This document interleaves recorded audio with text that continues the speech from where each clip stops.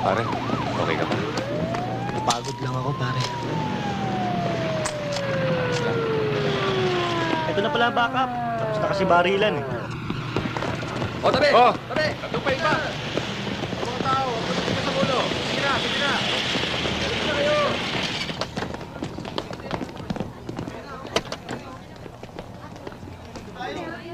Kaya na pala opisyal eh.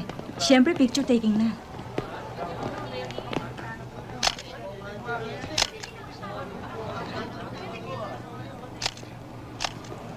Good work, Akwang. Totoo ba na mag-isa ka lamang nakipagbarilan sa mga carnappers na yan? Abi kasama siya itong si Alcacid. Oo, kasama niya nga ako pero naubusan ako ng bala. Kasi kulang kami sa supply ng bala eh. Kaya nag-iisa na lang siya. Ano to, Colonel Garriga? On-the-spot promotion para kay Afwang? Yan ang hirap sa inyo mga reporters eh. Lagi na kami nangunahan. Kaya ako nung madaling pumarito para bigyan siya ng on-the-spot promotion. Congratulations, Patrolman First Class Akwang. Salamat to, sir. O paano? Marami pa akong asakasuhin sa opisina.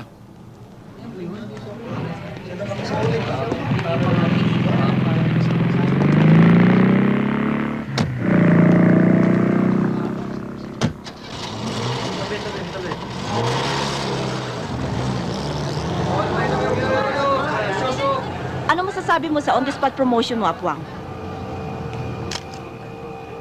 First time ako nakatanggap ng promotion sa loob ng 10 taon sa serbisyo. Bakit ganon? Ikaw ang pinakamaraming medalya at award at Policeman of the Year pa. Bakit nga ba?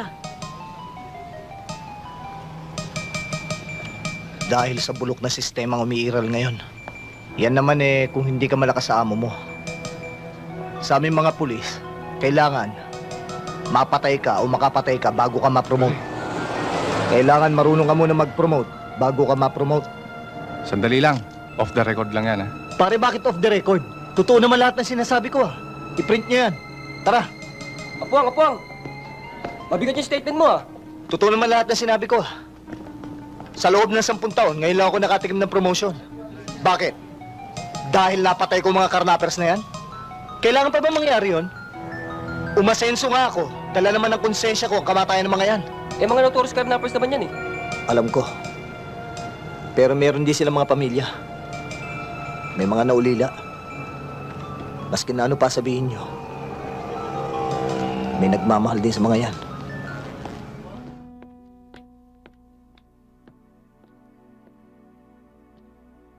Sabi mo kasama ni General Banyares. Tatanungin kita ulit. Nasaan ang anak mo? Pwede ba? Get out of my house and leave me alone. Trespassing ka, and I can sue you for that. Hindi na ako magpapaligoy-ligo sa'yo. Anong kailangan sa'yo ni Remo 12 at kailangan niyang kidnapin ang anak mo? Hindi ko alam ang sinasabi mo. Bitiwan mo ako! Hindi kinidnap ang anak ko. He's safe. I have to take him someplace safe from people like you.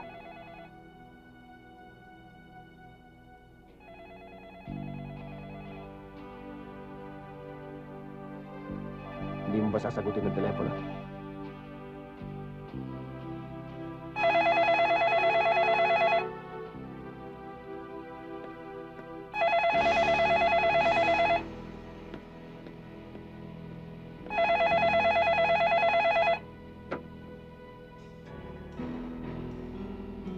Hello?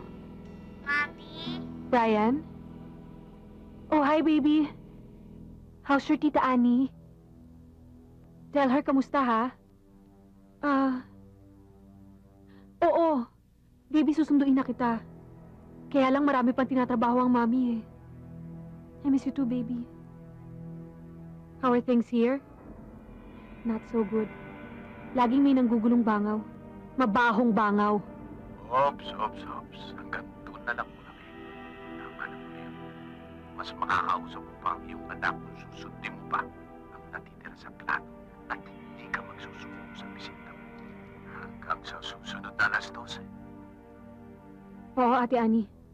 Don't worry. Akong bahala.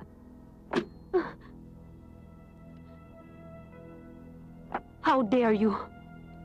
Umalis ka na. Hindi mo kilala si Remo 12. Kailangan mong tulong ko. Hindi ko kailangan ng tulong mo. Get out of my house!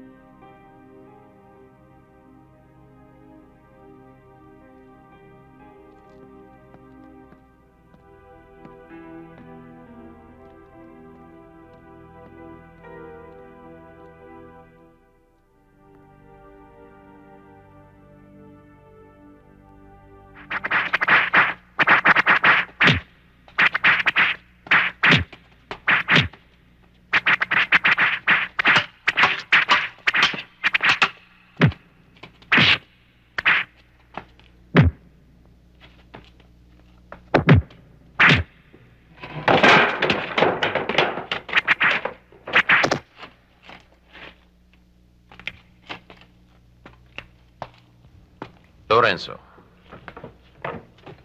kailangan ba ito sa arnis? Maglalaban kami ni Manuel.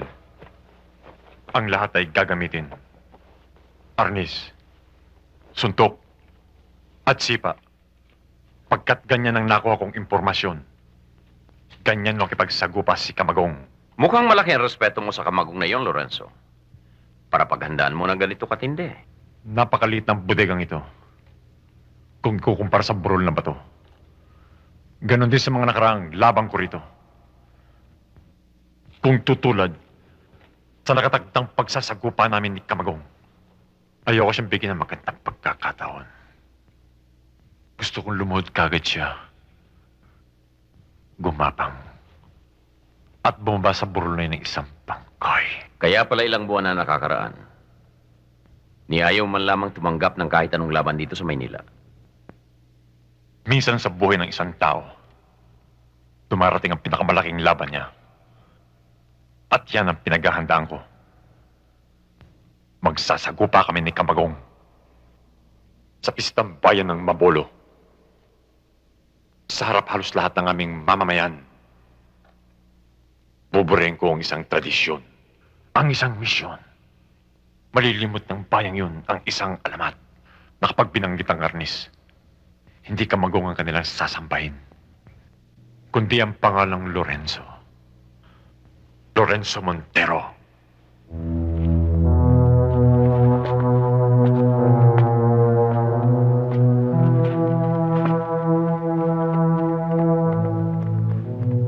Amo, napansin ko nag-iba ng ugali si Lorenzo sa pag-iensayo. Duda akong kabado siya.